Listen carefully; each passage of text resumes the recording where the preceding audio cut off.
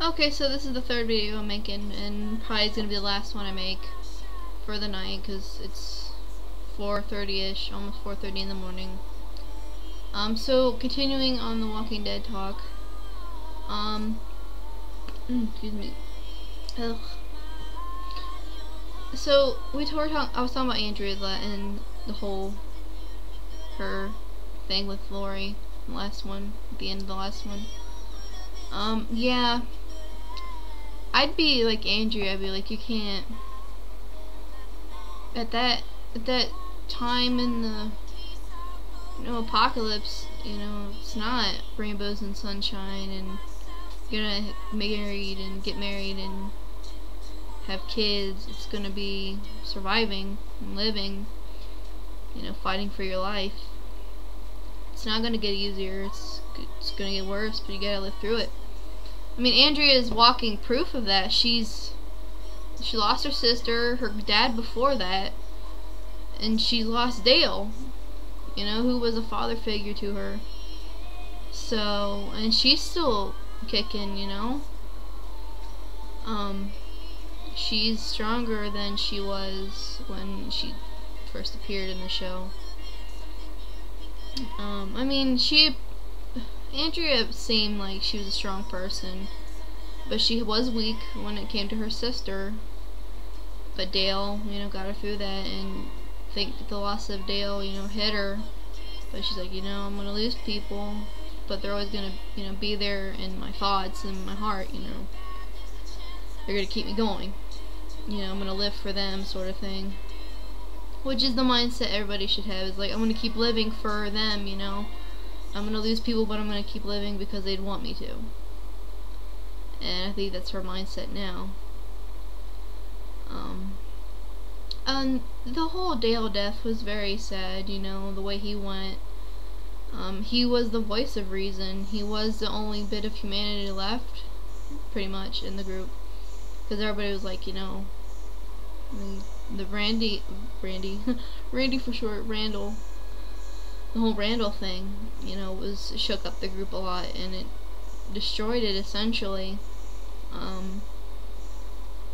He was the voice of reason when everybody's like, kill him, and Andrea sided with him. With Dale's death, it's pretty much the symbolism of humanity and ethics and morality going out the window. He was a very, very strong character. He was very outspoken, very strong. His character never really changed. It was always that way. It was, Dale was always that, strong, very ethical, very morally positive, I guess. Morally sound, I guess you'd say. He knew right and wrong, and everybody knows right and wrong. You're born that way. It's just, when it comes to this sort of thing, and danger to your group, your family, it's like, gotta get rid of that, danger, gotta get rid of that thing that's probably gonna harm, which was Randall, and then it was Shane. So, it'd be hard for me if I was Rick. It'd be very hard for me to kill my best friend or a loved one that was, tearing us apart, tearing my family, tearing the group apart, because he was being selfish, pretty much. He, very, very emotional. That scene with Shane and Rick, very emotional. I have to say that the last few episodes of season 2 were very emotional. Like, it was the Sophia thing, and then the Dale thing, and then the Shane thing, and then the season finale, when Rick reveals what Jenner said. And I had a feeling all along that's pretty much what it was it was airborne. We're all infected. We're the Walking Dead. And I mean, it would freak you out, but I mean, really, if you don't die and you're still alive, you're gonna be fine. It's not like, oh my god, I'm a zombie. No, you're not gonna be a zombie until you die. So if you keep living, you're gonna be fine. But I guess if you think about it, if the zombies do technically maybe die out and you die, natural causes, you're gonna start that whole thing up again. But I mean, how likely is that? There's like how many people in the world? 6 billion, maybe more. I don't think that's gonna happen. You know, that doesn't happen in zombie movies. Zombies are everywhere. They're not, you know, gonna die out of some super mutant virus that kills out zombies. You know, that doesn't happen. It's always survival. It's always, you know, apocalyptic, post-apocalyptic movies are like that. Survival. That's what it is. Even like what's that one movie? I can't even remember what it was. Doomsday or something like that with that girl that played Sonya in Rise of the Lycans. I think it was called Doomsday. That was an apocalyptic movie, you know. I think it had something with the virus as well, but you know, I can't remember. That was a good movie as well. What else? Yeah, like I said, you mean that ain't gonna happen, and it's like one and never happening is the whole zombies dying out and you living through it. Because like I said, they're like Rick said, we're infected. You know, we're essentially the Walking Dead, like he said in the comic. It isn't gonna go away. We're gonna have this forever. You know, if we die, it's, you know. So pretty much, if you die, you know, you end up growing old. You get the luxury of growing old. You're gonna have to be shot in the head. You know, that's like, oh, okay, you know, whatever. Which is why he probably didn't tell them until that moment. He was like, I'm just gonna lay it all out, pretty much, at that. He's like, I'm just gonna tell everybody everything, you know. He might as well have just told them his life stories, everything bad he's done, you know. And they probably still would have been like, what, really? About the whole virus thing and the whole Shane thing. I think, I don't know, if it was me, I'd be more shocked about the Shane thing, actually, because of the fact that he killed his best friend. And you know, is fine, essentially fine, you know, physically he looks fine, mentally he's not, and we see that. He snaps at the group. And poor Carl, you know, he's like, really? I didn't know that's how Shane died. And he's probably gonna be, you know, terrified of his father now. I know Lori is, and I mean, who cares about what Lori thinks? Pushing him away after he told her, really? She pretty much told him to do it, you know? She's the one that's like, you need to take care of him. Now, she never said it calmly. She said it manipulatively, like she's like, I want you to kill him now. Like brainwashing him, pretty much. And that's pretty much what she did. And it's like, really? She just needs to go. She's a manipulative biatch. That's pretty much what she is. She manipulates these people. Very manipulative. And I think she knows she is. I think she knows she can get to Rick like that. And to Shane. She even got to Shane. And she essentially tore up a friendship that has been there since they were children, pretty much. And it's like... And I watched the behind the scenes thing, and the actress that plays Lori is like... said she's like, you know, she was finally, you know, okay with, you know, the Shane, you know, was having these feelings and was finally apologizing for it and finally getting over the fact that he was, and you know, it was like, okay, we can, you know, get through this. And then he's gone, and she doesn't have that chance anymore to, you know, do whatever she wanted to do, which, whatever, I mean, he's gone now. She can't really apologize or tell him, you know, I mean, and I don't know. She explained it a lot better than I am. So if you want to see what she said about the Lori character, about the whole Shane thing, watch AMC's Behind the Scenes of The Walking Dead episode 13, I believe, on the AMC channel. I watch those because it's cool to see what the actors and actresses say about their characters. So, yeah. I'm gonna miss Shane being on the show, definitely. But like I said, Rick, was awesome. So I'm gonna keep watching it, which I was never gonna watch it, even though I knew what happened. But I was like, oh, it's kind of iffy, but whatever. I mean, they do that. No one's gonna live through this. People are gonna die. People we care about's gonna die. So I mean, you just gotta weep, mourn, and then get over it. And move on, I guess. Like they're doing, trying to move on and live on. But I guess I kind of feel bad for Lori in a way, because she probably feels now that hopefully she realizes she was the cause of the downfall in Shane and Rick's relationship. Hopefully she sees it and realizes that she did wrong and she should have just let Shane be and not even give him thoughts that she was going to be with him. But Carl, I like the kid, but he just gets into so much trouble and everything, and it's like, really? God, your parents. It's not so much Rick as it is Lori. Because Rick is the leader. He's got to do this, he's got to do that, he's got to do this, he's got to do leader stuff, he's got to be there for the group. And what is Lori doing, It's like, really? Really? You're worrying about the kid you don't even have yet.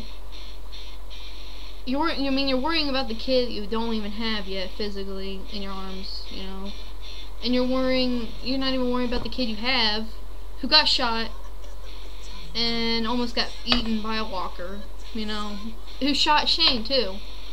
And I think that was another thing that made her freak out, is that that's where Carl was. And, Rick didn't say anything about that until he told her about the whole Shane thing.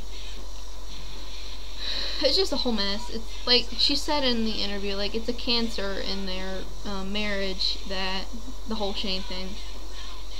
And it pretty much is. Shane was a cancer, and Rick got rid of that tumor. And now it's like this gaping wound that they can't stitch up. Unless they work together and work it out and talk about why and the reason and get out everything they need to. And she's pushing him away pretty much after this, whole argument. She's just afraid of what he could be capable of next.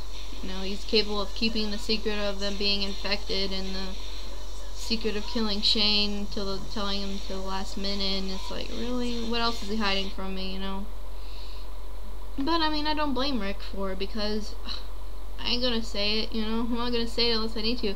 Like he said, he didn't even know for sure if Jenner was right until Shane came back. And it's like, well, fuck me, pretty much. We're all fucked, pretty much. So yeah, it's a pretty bad situation right now. It's getting worse. It's gonna get worse. It never gets better, maybe for a little while, and it's like, boom, worse. So yeah. What else? I heard apparently they're putting Daryl in the comics now, which will be cool. I don't know how his role is gonna be, but I heard that they're putting him in there because like everybody loves the character, and it's like awesome. For Daryl fans, I'm a Daryl fan and a Rick fan. I don't know, it's funny because, like, my family watches it, my sister does and my friend does. I've been trying to get my boyfriend to watch it. He's watched a couple episodes, but, he hasn't been able to watch the other episodes because, his Netflix thing's not working, and, so far he said he liked it, and I said, you'd really like it, so hopefully he starts watching them eventually. Hopefully I can get the first season too on DVD, and I can't wait till the second season comes out on DVD. Yeah, so what else?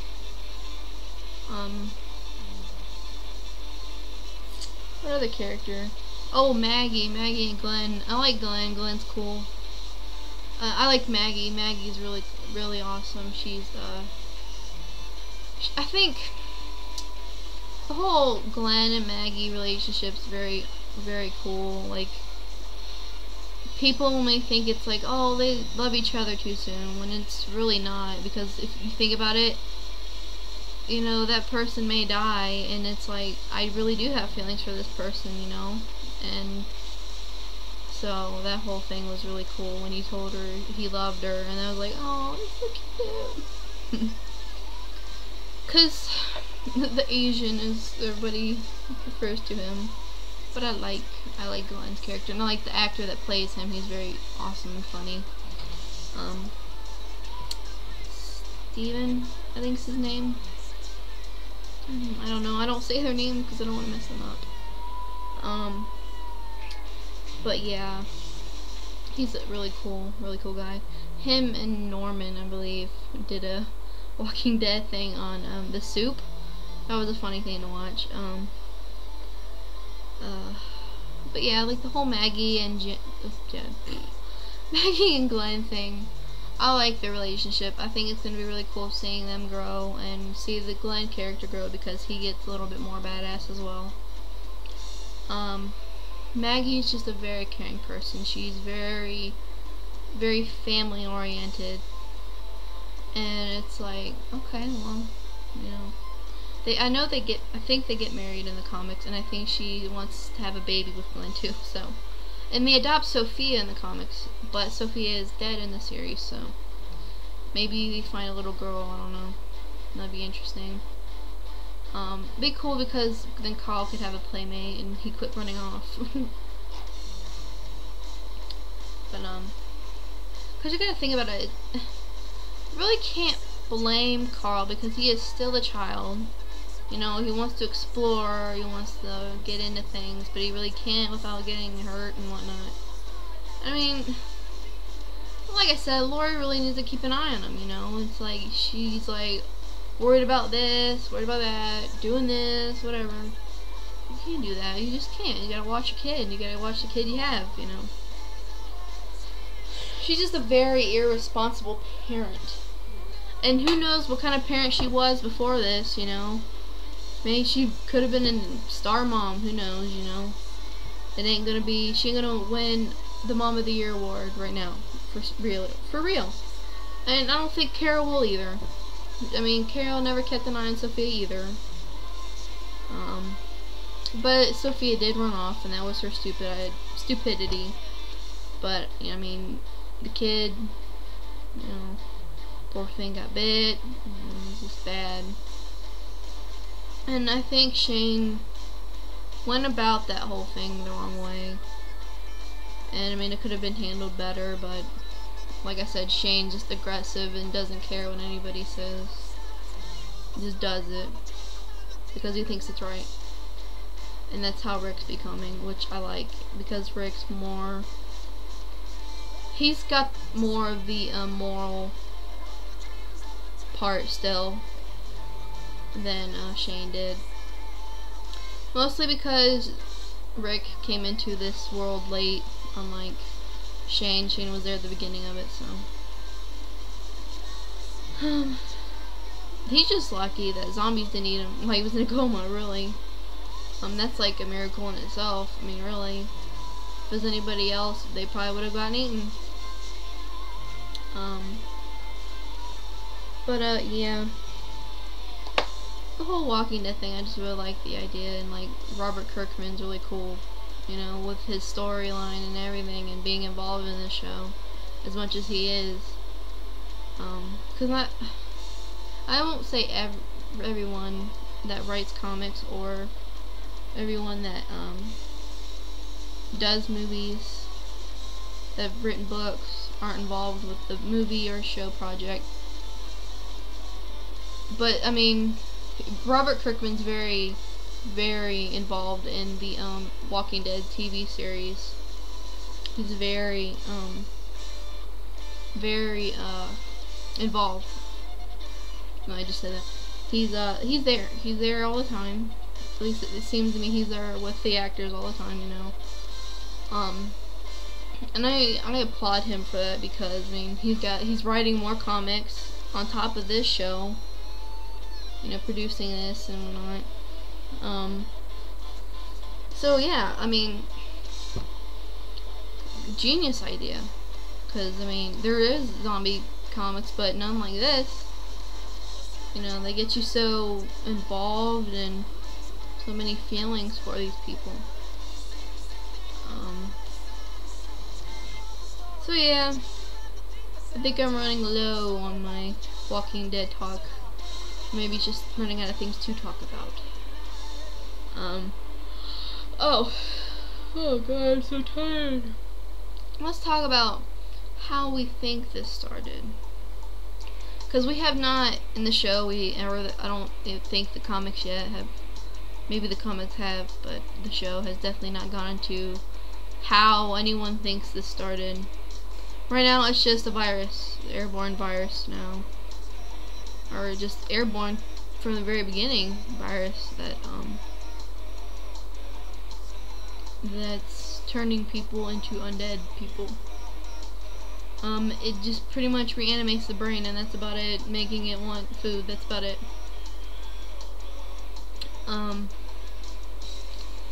So I don't know if there's any theories on how it started, but there probably is a lot of them, but I just haven't seen them yet. But my theory is it was something, I guess you could say, biological that was in the air to begin with, or something that got out that someone was working on. Who knows, it could have been something birds brought in, you know, for all we know. I mean, freaking Resident Evil was something, this corporation, this virus they were dealing with. It wasn't, I don't even think it was even government. I